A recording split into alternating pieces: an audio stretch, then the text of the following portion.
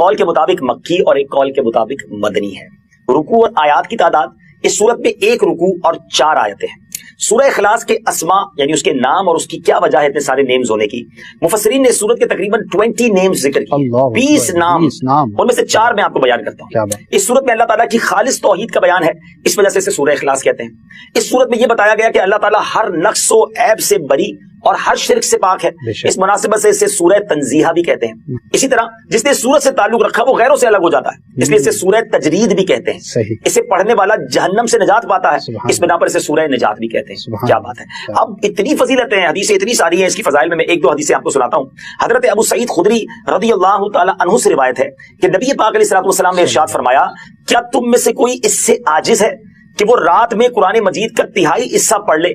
صحابہ کرام علیہ رضوان کو یہ بات مشکل معلوم ہوئی، انہوں نے عرض کی، یا رسول اللہ صلی اللہ تعالی علیہ وسلم، ہم میں سے کون اس کی طاقت رکھتا ہے؟ آپ علیہ الصلوۃ والسلام نے ارشاد فرمایا، سورہ اخلاص 1/3 قرآن کے برابر۔ واہ، ایک دفعہ پڑھو 1/3 قرآن کا ثواب، 1/3 آف قرآن کے برابر۔ اٹ مینز اگر آپ 3 بار سورہ اخلاص پڑھ لیں، اتنی اللہ کی رحمت ہے کہ پورے قرآن کا ثواب مل جائے گا۔ سبحان اللہ۔ ایک اور حدیث پاک، یہ حدیث بھی بخاری شریف کی تھی، بخاری شریف کی ایک اور حدیث پاک، حضرت عائشہ صدیقہ رضی اللہ تعالی عنہا فرماتی ہیں، نبی پاک علیہ الصلوۃ والسلام نے ایک شخص کو لشکر میں روانہ کیا، جب لشکر واپس آیا تو لوگوں نے کہا کہ حضور یہ شخص جو ہے یہ سورہ اخلاص نماز پڑھاتے ہوئے پڑھتے تھے، جب بھی نماز پڑھاتے سورہ اخلاص پڑھتے الحمد شریف کے بعد۔ تو جب نبی پاک علیہ الصلوۃ والسلام نے جب لشکر واپس آ کے یہ بات کی تو پیارے آقا علیہ الصلوۃ والسلام نے فرمایا، اس سے پوچھو یہ کیوں ایسا کرتے تھے؟ اچھا۔ تو انہوں نے جب لوگوں نے ان سے پوچھا تو انہوں نے کہا کہ یہ سورت رحمان کی صفت ہے، اس وجہ سے میں اسے پڑھنا پسند کرتا ہوں۔ پیارے آقا علیہ الصلوۃ والسلام نے ارشاد فرمایا، اسے بتا دو کہ اللہ تعالیٰ اس سے محبت کرتا ہے۔ سورہ اخلاص سے محبت کرنے والے سے اللہ تبارک و تعالیٰ محبت فرماتا ہے۔ کیوں نہ ہم سورہ اخلاص کو بہت زیادہ کثرت سے پڑھیں۔ اب سورہ اخلاص نازل کیوں ہوئی؟ سبحان اللہ، اس کا جو بیک گراؤنڈ ہے نا، کمال کا بیک گراؤنڈ۔ اب نبی پاک علیہ الصلوۃ والسلام نے جب غیر مسلموں کے سامنے، کفار کے سامنے اللہ رب العزت کا نام لیا، پیغام دیا، اللہ وحدہ لا شریک کی طرف بلایا، تو انہوں نے طرح طرح کے سوال کیے۔ کوئی کہتا کہ اللہ کا نسب کیا ہے، کوئی کہتا تھا کہ وہ سونے کا ہے یا چاندی کا ہے، لوہے کا ہے یا لکڑی کا ہے، کس چیز کا ہے، کیا کھاتا ہے، وہ کیا پیتا ہے، ربوبیت اس نے کس سے ورثے میں پائی ہے، اس کا کون وارث ہوگا؟ اس کے جواب میں اللہ تعالیٰ نے سورت نازل فرمائی اور اپنی ذات و صفات کا بیان فرما کر معرفت کی راہ واضح فرما دی، یعنی بتا دیا کہ اس کا کوئی شریک نہیں، اس کا کوئی والد نہیں، اس کا کوئی بیٹا نہیں۔ سبحان اللہ، کیا تفصیل کے ساتھ یہ مختصر سورت ہے مگر کتنی جامع ہے۔ تو بار بار پڑھیے، اس کے ترجمے پر غور کیجیے، اس کی تفسیر پر غور کیجیے، اللہ سے محبت بڑھتی چلی جائے گی۔ جو تکلیف ہے نا موت کی، بعض لوگوں کو شاید یہ اندازہ نہیں کہ فلاں اچانک دنیا سے چلا گیا، ابھی تو بیٹھا تھا آنکھیں بند ہو گئی، ہمیں نہیں پتا کہ موت کی تکلیف کیا ہے۔ روایتوں میں یہ مضبوط ملتا ہے کہ موت اس سے زیادہ سخت ہے کہ بندے پر اس کو کینچیوں سے کاٹا جائے۔ موت کا جو درد ہے، وہ جو سختی ہے، وہ اس سے زیادہ سخت ہے کہ اسے ہانڈیوں میں ابالا جائے۔ موت کی سختی بڑی خطرناک ہے۔ نصیب والے ہوتے ہیں کہ جن کی موت آسانی سے آ جائے، روح جو ہے وہ آسانی سے قبض کر لی جائے۔ نزا کا جو وقت ہے نا، سکرات کا جو عالم ہے، ہم اللہ سے دعا کرتے ہیں محبوب پاک علیہ الصلوۃ والسلام کے جلووں میں عافیت والی ہمیں موت نصیب فرمائے۔ حدیث پاک میں ہے، جسے موت کی یاد خوف زدہ کرتی ہے، قبر اس کے لیے جنت کا باغ بن جائے گی۔ ہاں، اکیلے میں بھی یاد کر کے آنسو بہایا کرو، موت کو یاد کیا کرو، کیونکہ یہ جو خوف ہے نا، یہ قبر کے عذاب سے بچا لے گا، یہ قبر کے خوف سے بچا لے گا۔ جو ادھر بے خوف ہے، کہیں ایسا نہ ہو قبر میں خوف زدہ ہو جائے، قبر میں عذاب میں گرفتار ہو جائے۔ بارگاہ رسالت میں عرض کی گئی، یا رسول اللہ صلی اللہ علیہ وسلم، کیا کسی کو شہداء کے ساتھ بھی اٹھایا جائے گا؟ کیسا سوال! شہید کا کیا مرتبہ؟ آقا نے فرمایا، ہاں، اس کو جو دن رات میں 20 مرتبہ موت کو یاد کرتا۔ یہ ترغیب ہے، ایسے نہیں دعوت اسلامی والے موت کی بات کرتے ہیں، تو حدیثوں میں ہے، جو دن میں 20 بار موت کو یاد کرے، فرمایا اس کو شہیدوں کے ساتھ اٹھایا جائے۔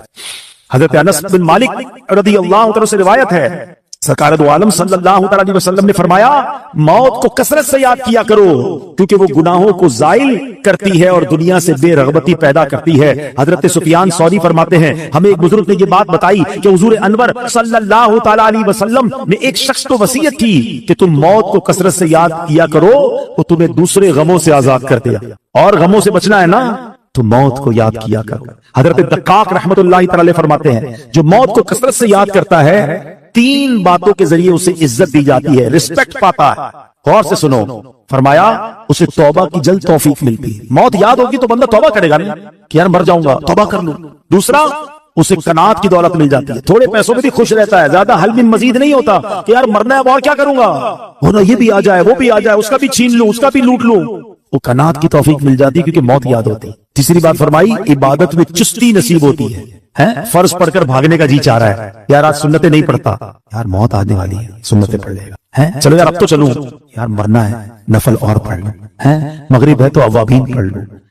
تو یہ جو موت یاد ہوگی نا تو عبادت میں چستی نصیب ہوگی. تسبیح نکالے گا تو رکھنے کو جی نہیں چاہے گا, ایک اور پڑھ لیتا ہوں یار, اب کبھی بھی مر سکتا ہوں, یہ قبر میں کام آئے گا, قبر میں نور بن جائے گا. تو توبہ آسان, عبادت آسان اگر بندہ موت یاد رکھے. اور فرمایا کہ جو موت کو بلا دیتا ہے, اپوزٹ اس کی 3 باتوں میں گرفتار کر دیا جاتا ہے. توبہ میں تاخیر کرتا ہے, یار بعد میں کر لوں گا, ابھی تو جوانی ہے, ابھی تو شادی بھی نہیں ہوئی ہے, ابھی کیا توبہ کروں, مزے کر لوں پھر اللہ اللہ کروں گا.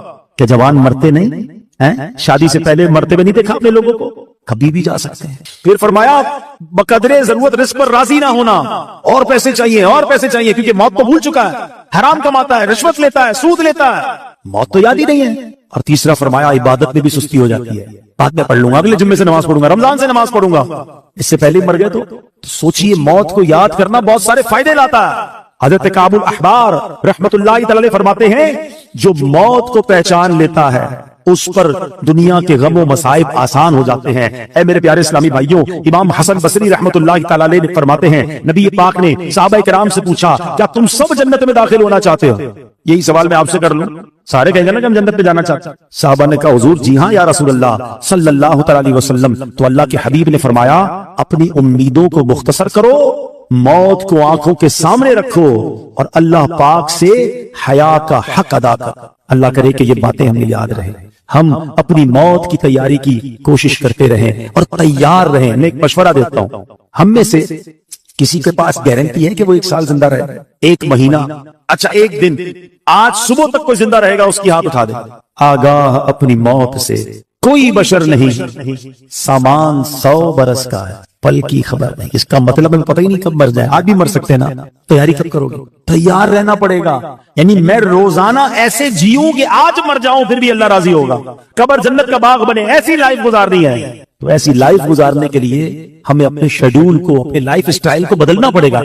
ویسے بھی کراچی کے حالات ہمارے سامنے آئے دن پہ حادثہ ہوتا ہے, خبر آتی ہے, ویڈیو آتی ہے کہ نوجوان دنیا سے چلا گیا. اللہ ہماری حفاظت فرمائے, ہماری جان, مال, عزت, آبرو, آل اور اولاد سب کی حفاظت فرمائے. لیکن ڈاکوؤں سے بچ گئے, چوروں سے بچ گئے, مرنا پھر بھی ہے.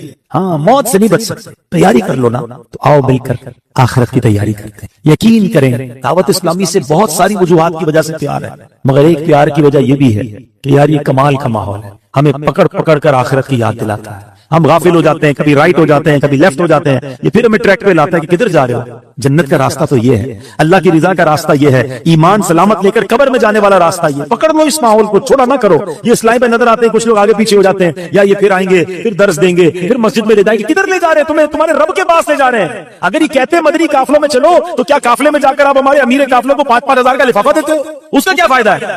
وہ اس لیے بلاتا ہے کہ 3 دن آؤ, اللہ کے گھر میں رہ کے رب کو راضی کر لو, قبر کی تیاری کر لو, قبر روشن کر لو, ان کا شکریہ ادا کیا کرو, ان سے بھاگا نہ کرو. یہ تم سے محبت کرتے ہیں, یہ تمہیں بلاتے اس لیے ہیں کہ آؤ ہم مل کر اپنی آخرت روشن کر لیں. دنیا تو گزر ہی جانی ہے, 50, 60, 70 سال ختم ہونے والی. یار ہم میں سے کئیوں کے بال سفید ہو گئے, کتنا جیئیں گے یار.